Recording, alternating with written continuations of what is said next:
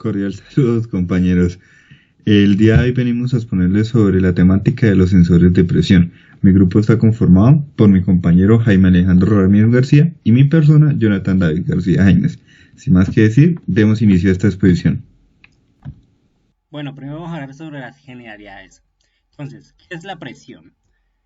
La presión es la fuerza que ejerce un líquido o un gas sobre una superficie. Sus unidades son pascal, bar y libras por pulgada cuadrada.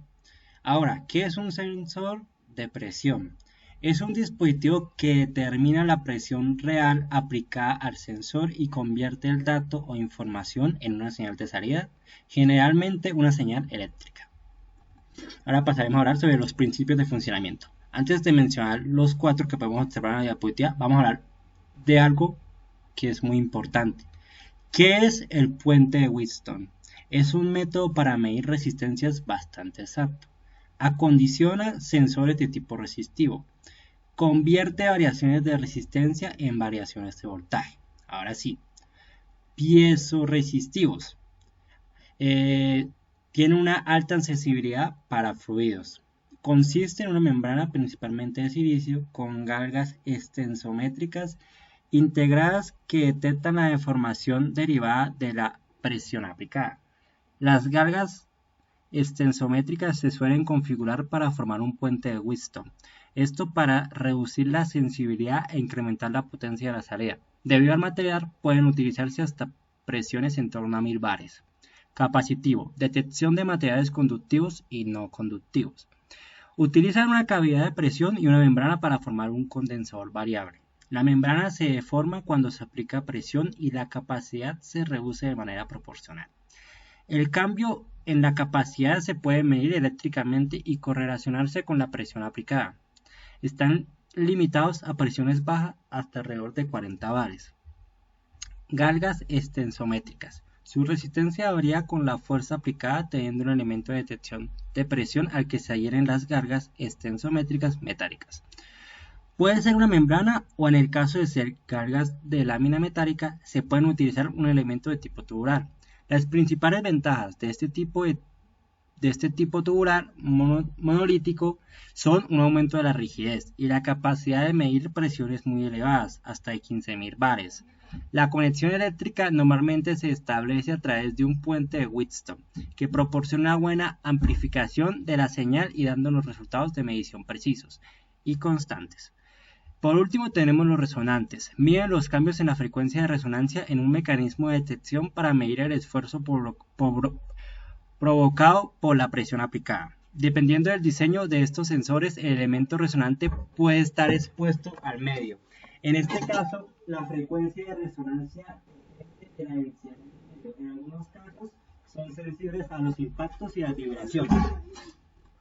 Ahora, antes de hablar sobre los tipos de presión, debemos mencionar las utilidades de los sensores de presión. Medir presión diferencial, suciedad de filtros, caídas de presión, medir caudales, medir de densidades y compensar medidas de niveles y caudales. Primero pasaremos a hablar sobre la presión absoluta. Es la presión referida al cero absoluto o vacío, es decir, un espacio absolutamente vacío. El valor de la atmósfera es alrededor de 1 bar. Presión relativa, diferencia entre absoluta y atmosférica. Es el valor de sobrepresión que existe sobre el valor de la presión atmosférica. Presión diferencial. Es la diferencia entre dos tipos de presiones. Ejemplo, PAS y PAD. Presión arterial sistólica y diastólica. Si cambia, nos puede indicar cambios físicos en los filtros. Si aumenta la presión diferencial, nos puede indicar que nuestro sistema dejó de funcionar o algún componente. Si baja, nos puede alertar una posible ruptura o fuga en el filtro. Atmosférica. Es la presión que ejerce la atmósfera sobre la superficie terrestre. Por último tenemos la presión de vacío. Es la presión del estado de un gas menor a la presión atmosférica. Se puede tomar como una presión absoluta menor a la presión atmosférica. A continuación va a seguir mi compañero Jonathan. Bien, continuando con la temática vamos a hablar de los tipos de sensores. Hay que recalcar que cuando hablamos de tipos de sensores nos referimos al tipo de presión que mide, no a la tecnología con la que están hechos. Y por consiguiente vamos a hablar sobre los tres principales tipos de sensores, que vendrían a ser las tres principales presiones que existen: la absoluta, la relativa y la diferencial. En este caso comenzaremos con la presión absoluta. ¿Qué es un sensor de presión absoluta o qué mide? Pues principalmente la presión respecto a la referencia del vacío. Un sensor de presión absoluta es el único capaz de medir la presión atmosférica. Por lo tanto, conlleva a que pueda utilizarse para medir la presión barométrica. Entre una de las aplicaciones en las que resalta este tipo de sensor es la medición de la altura basada en la diferencia de presión atmosférica. El sensor que podemos ver en la imagen es de la marca Vega y es uno de los más utilizados. Continuemos. Seguimos con los sensores de presión relativa.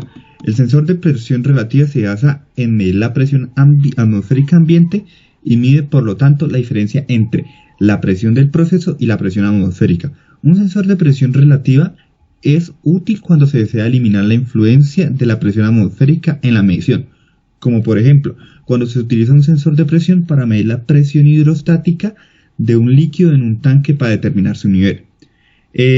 Para recalcar, el sensor que vemos en la imagen es de la marca IFM y pues es uno de los más resaltantes con lo que respecta a la medida de la presión relativa. Y venimos con el sensor de presión diferencial. Los sensores de presión diferencial tienen dos entradas de presión y se utilizan cuando se desea conocer la diferencia de presión entre dos puntos. Se puede utilizar, por ejemplo, en aplicaciones que se requieren la medición del caudal con órganos de primógenos. El sensor que se puede ver en la imagen es un sensor Omega y como los otros tres, es uno de los más utilizados para estos tipos de medición de presión. Continuemos.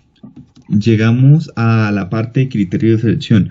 Lo primero que hay que tener en cuenta cuando vamos a seleccionar estos dispositivos o estos sensores de presión es tener en claro qué tipo de presión vamos a medir. Después de tener claro eso, vamos a ir por el principio de funcionamiento o por la tecnología con la cual es construida ese sensor, ya sea capacitivo, de galgas tensiométricas, estos resonantes o entre otros. ¿Qué otra cosa tenemos que tener en cuenta al momento de seleccionar estos tipos de sensores? El rango de temperatura en el cual funciona óptimamente. La mayoría de estos sensores trabajan desde menos 25 grados centígrados hasta un aproximado máximo de 100 grados centígrados. También existen unos que tienen un rango mayor, pero todo esto se tiene en cuenta dependiendo de la aplicación. ¿Qué otra cosa? El rango de medición. ¿De qué tanto a tanto va a medir el sensor? Eso es otra cosa para tener en cuenta. La señal de salida del sensor. Si tenemos que ver si la señal de salida corresponde a la entrada del controlador, si son comunes. Y la aplicación en el área. ¿A qué nos referimos con esto? Básicamente nos referimos al mecanismo de instalación. Ya puede ser de rosca, de brida de soldar o de membrana flotante, que son los tres que tenemos en la imagen. Y pues esto sería todo por parte de mí. Y esto sería toda la exposición. Muchas gracias.